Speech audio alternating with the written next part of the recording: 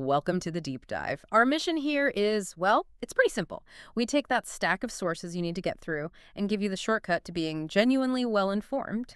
We don't just summarize. We're here to extract the deep, often surprising insights. Exactly. And today, we're focusing on a foundational skill. It's one that I think is often misunderstood, frequently overlooked, and yet it underpins all effective learning. All communication, really. Active listening. The skill of active listening.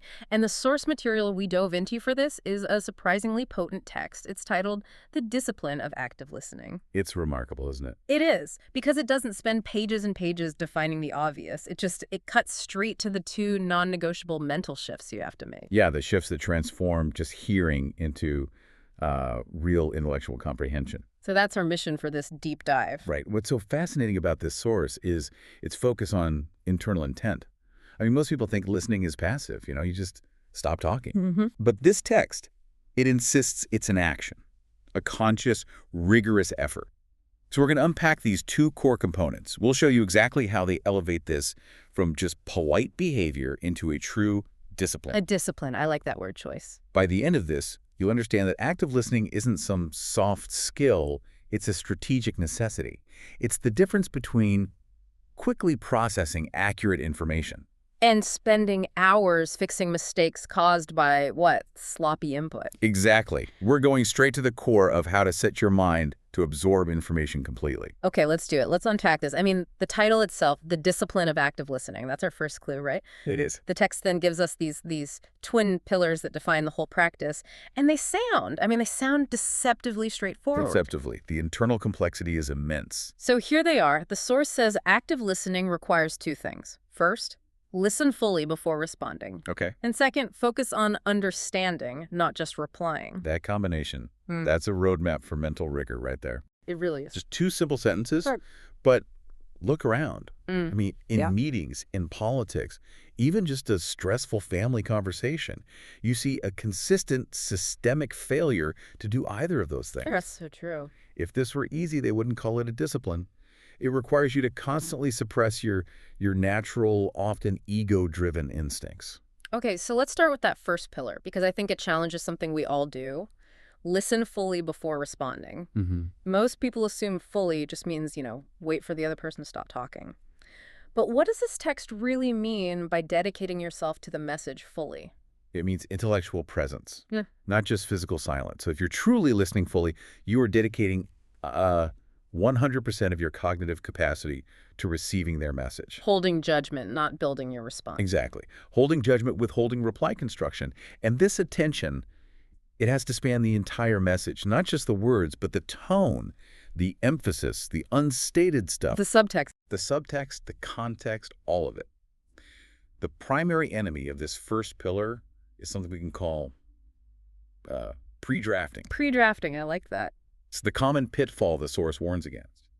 About halfway through the speaker's first sentence, your brain goes, okay, got it. I can predict the rest. And then your cognitive resources immediately switch from receiver mode to composer mode, yeah. You're not listening anymore. You're writing your internal response. And when you switch to composer mode, you stop gathering data. Yeah. You're filtering the rest of what they say purely through the lens of the reply you're already building. Which almost guarantees you'll miss the critical information in the second half of what they say. It's a guarantee. Precisely. And think about it in the context of you, the learner, trying to absorb something complex, say from a dense research paper. Yeah. If you start mentally formulating your objection to the methodology section before you've even reached the results and discussion, you are pre-drafting your critique. You're guaranteeing that you will misinterpret the author's conclusions. Because you were already busy arguing with their process. You were busy arguing. You weren't listening. So if pre-drafting is this instinctual enemy, what are the actionable countermeasures? I mean, it feels like we're fighting our own brain's wiring, which just wants to be efficient through prediction. You absolutely are. Yeah. You are fighting your natural wiring. The discipline requires active psychological intervention. So what does that look like? One technique is forced internal silence. When you feel that urge, that mental adrenaline rush that says, okay, time to compose my brilliant reply, you have to consciously tell yourself, stop. Just listen for 3 more sentences. Just force the pause. Force the pause. Another tool, especially with confusing sources, is to use your internal resources not for composition, but for immediate silent reflection. So instead of formulating my argument, try to mentally repeat their last few key words, or visualize the concept they're describing. You're repurposing that mental energy from output preparation to pure input processing. The text requires you to adopt a posture of absolute attention until the sender is finished. Period. That is a deep operational change. It forces a kind of intellectual humility, doesn't it? The acceptance that you might not know where they're going and that your opinion can wait. It can wait. And that posture, it leads us directly into pillar 2, which for me, this is where the discipline becomes genuinely transformative. It says, focus on understanding, not just replying. This is the game changer. It redefines the entire contract of communication because if we're being honest, most of the time we're just listening for an opening. We're listening for a gap. We're listening to formulate a witty comeback or to find the right pause to jump in with our anecdote or just to say something to show we're engaged. The focus is always internal on our output. And that's exactly why this text calls it a discipline. It's asking you to fundamentally reorder your priorities. The default human priority is what? 1. Hear enough to reply. 2. Prepare reply. 3.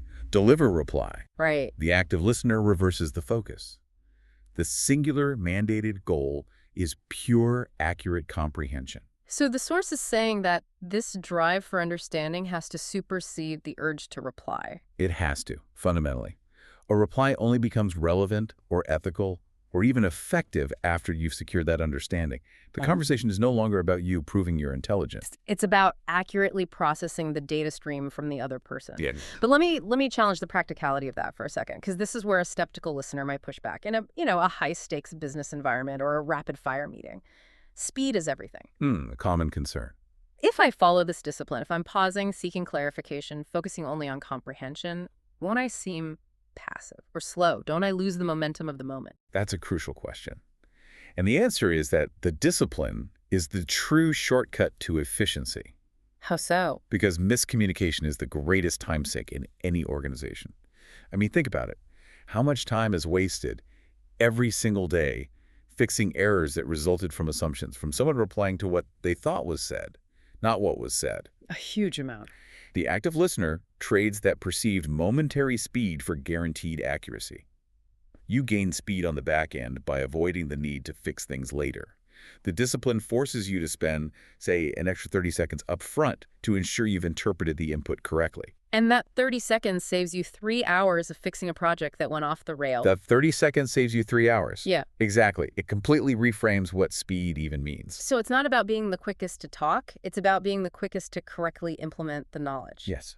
And if your primary goal is understanding, you naturally start asking better questions, clarifying questions. Like, did I hear you correctly that X is prioritized over Y, instead of just immediately offering my opinion on X? Exactly. And that naturally leads to a better, more informed reply later on. It also fights one of the strongest psychological forces in conversation, the need for validation. The fear of silence. The fear of silence. Yeah. We often reply quickly because silence makes us uncomfortable, or we feel this need to prove we understood immediately. This discipline requires fighting that fear and accepting that a delayed, informed response is exponentially more valuable. Then an immediate half-baked one. Absolutely. Okay, so we've got pillar 1, which demands that intellectual presence, and pillar 2, which demands a total shift in intention from an output focus to an input focus. But let's circle back to that title, the discipline. Let's synthesize these 2 points. Why is this so fundamentally difficult that it requires constant practice? It's a discipline because it requires the constant conscious suppression of the ego. The ego. The ego loves to be heard. It wants airtime. It wants to show off its knowledge or its wit or its disagreement immediately. Active listening requires you to pause and say, my needs, my opinions, my reply, they are all secondary to the goal of accurately understanding this other person.